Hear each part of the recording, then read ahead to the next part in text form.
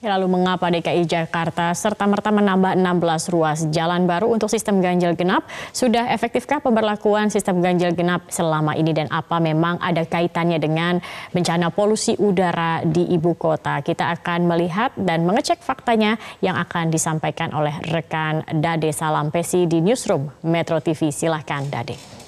Ya, Zakia dan pemirsa, untuk menjawab pertanyaan tadi kita review dulu sedikit sejarah sistem ganjil genap di ibu kota ini. Pemirsa, jadi sistem ganjil genap atau GAGE sebenarnya sudah diberlakukan secara terbatas sebelum gelaran Asian Games dan Asian Para Games pada akhir tahun 2018 lalu. Namun semakin eksis saat gelaran dua event tersebut.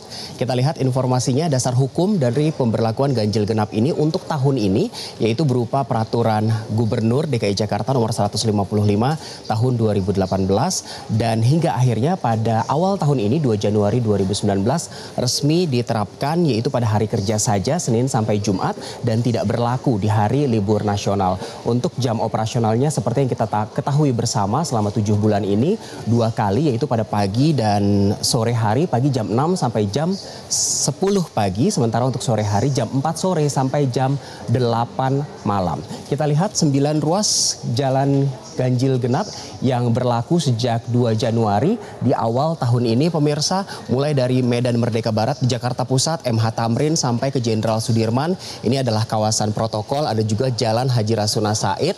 Sementara itu di Jakarta Timur ada DI Panjaitan dan juga Jenderal Ahmad Yani. Di Jakarta Barat Jenderal S. Parman, Gatot Subroto dan juga MT Haryono. Dan sistem ganjil genap yang diberlakukan sudah 7 bulan lebih ini dievaluasi setiap 3 bulan, yang artinya catatan sistem ganjil genap ini dievaluasi setiap 3 bulan sekali, artinya juga sudah 7 bulan berlalu, setidaknya sudah 2 kali evaluasi dilakukan oleh DKI Jakarta. Lalu bagaimana hasilnya? Itu yang menjadi pertanyaan kita. Efektifkah sistem ganjil genap ini? Ternyata memang efektif, pemirsa. Dari sejumlah informasi yang saya himpun, informasi grafis ini saya olah dari berbagai sumber, ternyata penggunaan angkutan umum khususnya Transjakarta meningkat 47% sejak pemberlakuan sistem ganjil genap ini diberlakukan terutama pada saat Asian Games dan Asian Para Games berlangsung di ibu kota. Dan kecepatan kendaraan di ruas jalan ganjil genap juga ternyata bisa meningkat lebih cepat sampai 44,08%.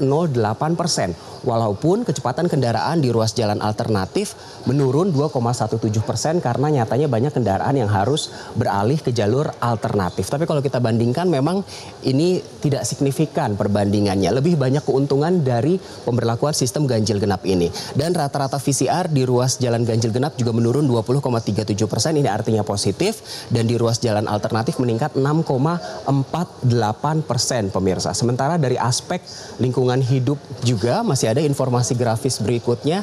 Ternyata tingkat CO2 atau kadar karbon dioksida di DKI Jakarta ini menurun sampai 20% lebih, pemirsa. Kita lihat informasi berikutnya. Kalau menurut Kepala Dinas Perhubungan DKI Jakarta, ini diungkapkan Syafrin Liputo, evaluasi dan analisis selama 1 semester kemarin terjadi peningkatan kinerja lalu lintas dan adanya perbaikan kualitas udara pada ruas jalan yang saat ini sudah diterapkan ganjil genap, pemirsa. Saya juga akan mengutip data Kementerian Lingkungan Hidup dan Kehutanan yang mengungkapkan hal yang sama. Kalau menurut Kementerian Lingkungan Hidup dan Kehutanan, partikel PM 2,5 turun menjadi 25 mg per meter kubik. Padahal biasanya DKI Jakarta unsur polusinya itu mencapai 65 mg per meter kubik. Padahal sudah diberikan standar oleh WHO yang merupakan organisasi kesehatan di bawah naungan PBB. Untuk kota metropolitan seperti Jakarta misalnya, kadar polusinya itu hanya boleh 25 mg per meter kubik. Dan angka ideal ini hanya terjadi pada saat sistem ganjil genap diberlakukan sehari penuh pada saat gelaran Asian Games dan juga Asian Para Games pada akhir 2018 lalu. Sekali lagi, dari sisi menjaga kualitas udara berarti sistem ganjil genap ini bisa dikatakan efektif. Ini kata LHK, pemirsa. Karena ternyata Badan Pengelola Transportasi Jabodetabek atau BPTJ juga punya data dengan hasil positif serupa. Angka CO2 atau karbon dioksida menurun sampai 20,30%. Seperti yang sudah saya singgung tadi. Di sekitar jalan-jalan pemberlakuan ganjil genap. Ini kata Pak Bambang Prihartono, data-data tersebut menjadi bukti bahwa kebijakan ganjil genap cukup efektif. menjadi solusi mengurangi kemacetan dan tentunya akan berdampak pula pada pengurangan polusi udara. Kadar CO2 turun 20,3%. Keberadaan MRT saat ini juga menjadi titik tolak transformasi gaya hidup masyarakat dalam bertransportasi. Baik, jadi kesimpulannya memang efektif ya, tapi ternyata DKI Jakarta mau menambah 16 ruas jalan baru untuk diberlakukan sistem ganjil genap. Kita lihat ke 16 ruas jalan baru ini pemirsa, dimulai dari Jakarta Barat, Jalan Pintu Besar Selatan, Hayam Wuruk, Majapahit, Sisingamaraja, Fatmawati sampai ke TB Simatupang di ruas Jakarta Selatan.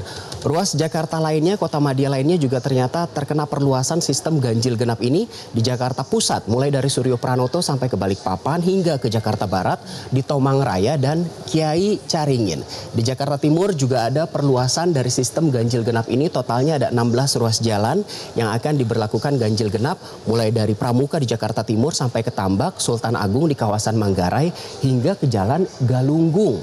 Dan Jakarta Utara juga ternyata terkena perluasan sistem ganjil genap, dimulai dari Jalan Gunung Sahari, terus bergerak ke selatan secara garis lurus hingga ke Jalan Senen Raya di Jakarta Pusat, Keramat dan hingga Salemba Raya di perapatan antara Pramuka, Matraman dan juga Salemba Raya ini antara Jakarta Timur dan juga Jakarta Pusat. Artinya nanti akan ada 25 ruas jalan aksesnya menjadi terbatas penggunaannya karena sistem ini. Jadi ganjil genap ini sudah berlaku sejak 5 Agustus 3 hari lalu sampai 30 Agustus akhir bulan ini. Tapi masih sebatas sosialisasi. Jadi kalau melanggar tidak ditilang. Baru nanti per 2 September bulan depan Anda akan ditilang kalau melanggarnya. Saya kembalikan ke Zakia. Baik, Dade Salampesi, terima kasih atas pemaparannya.